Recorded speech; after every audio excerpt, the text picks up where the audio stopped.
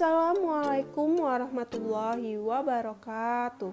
Halo anak-anakku yang soleh dan soleha, bertemu lagi dengan Ibu Dian. Nah, sebelum kita memulai pembelajaran kita pada hari ini, ada baiknya kalian berdoa terlebih dahulu dan jangan lupa untuk melaksanakan sholat duha dan sholat 5 waktunya ya. Oke, pada kesempatan kali ini kita akan membahas materi mengenai struktur dan juga kebahasan yang ada di dalam teks anekdot. Dibiasakan menonton video pembelajaran ini sampai habis ya. Jangan sampai di-skip video pembelajarannya. Struktur anekdot. Nah, struktur anekdot di sini dibagi menjadi 4 bagian. Yang pertama, ada abstrak. Yang kedua, ada orientasi. Yang ketiga, ada krisis. Dan yang keempat, ada reaksi. Bagian pertama ada abstrak. Nah, pada abstrak ini merupakan awal dari cerita dan berfungsi memberikan gambaran awal tentang cerita tersebut. Yang kedua, ada orientasi. Nah, orientasi di sini menyampaikan siapa, kapan, dan di mana terjadinya pada bagian abstrak tadi ya. Yang ketiga, ada krisis. Nah, pada bagian ini bagian yang menceritakan kejadian ganjil atau tidak biasa yang ada pada abstraksi dan orientasi tadi. Bisa juga dibilang krisis ini merupakan inti dari cerita anekdot. Yang terakhir ada reaksi, yaitu merupakan tanggapan terhadap cerita anekdot, yaitu dari bagian krisis tadi. Nah, itu dia struktur yang ada di dalam teks anekdot. Nah, ini dia salah satu contoh identifikasi struktur yang ada dalam teks anekdot. Paragraf pertama dia termasuk ke dalam abstrak. Mengapa paragraf pertama termasuk ke dalam abstrak?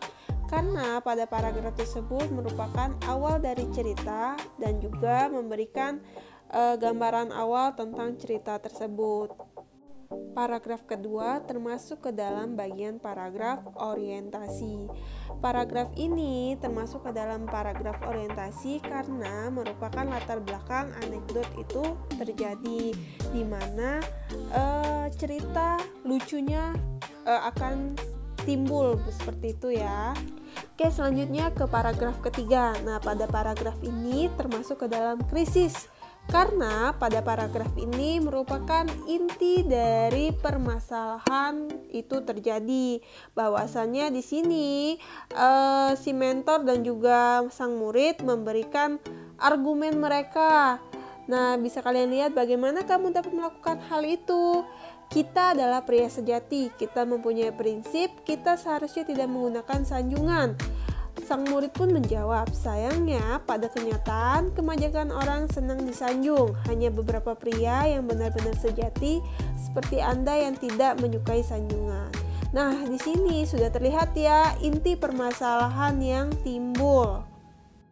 Lanjut, paragraf terakhir ini termasuk ke dalam bagian struktur reaksi. Pada paragraf ini berisikan tanggapan dari bagian krisis tadi, bahwasannya si mentor itu sudah mengakui bahwa argumen si murid itu adalah benar. Nah, bagaimana? Apakah kalian memahami struktur yang ada di dalam teks anekdot? Oke, selanjutnya kita akan membahas kebahasaan yang ada di dalam teks anekdot. Kebahasan teks anekdot. Yang pertama ada keterangan waktu lampau, yang kedua ada konjungsi temporal, yang ketiga ada kata kerja material, dan yang terakhir ada kata seru. Yang pertama ada keterangan waktu lampau. Nah, di sini teks anekdot menggunakan kata yang menunjukkan waktu lampau.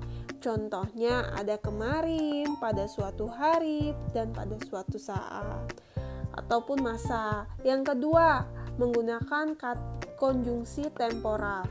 Nah, konjungsi di sini adalah kata hubung, sedangkan temporal adalah waktu. Berarti menggunakan kata penghubung waktu. Contohnya ada setelah itu, kemudian, lalu, dan selanjutnya. Yang ketiga ada kata kerja material. Nah, di sini kata kerja material itu adalah Kata kerja itu adalah kata tindakan, sedangkan material itu adalah melakukan sesuatu. Berarti kata kerja yang melakukan sesuatu, contohnya mencuci, menyapu, memasak. Yang terakhir ada kata seru. Nah, kata seru atau biasa disebut dengan interjeksi adalah kata tugas yang mengungkapkan rasa hati pembicara untuk memperkuat rasa hati seperti rasa kagum, sedih, heran, dan jijik. Orang memakai kata tertentu di samping kalimat yang mengandung maksud pokok. Contohnya nih, misalnya interjeksi kekaguman atau kepuasan, ada kata aduh, aduhai, amboy, asik, dan wah. Terus contohnya yang lain ada interjeksi kekesalan atau kekecewaan. Contohnya ada sialan, celaka. Nah, itu dia kebahasaan yang ada di dalam teks anekdot. Sampai di sini, apakah kalian sudah memahaminya?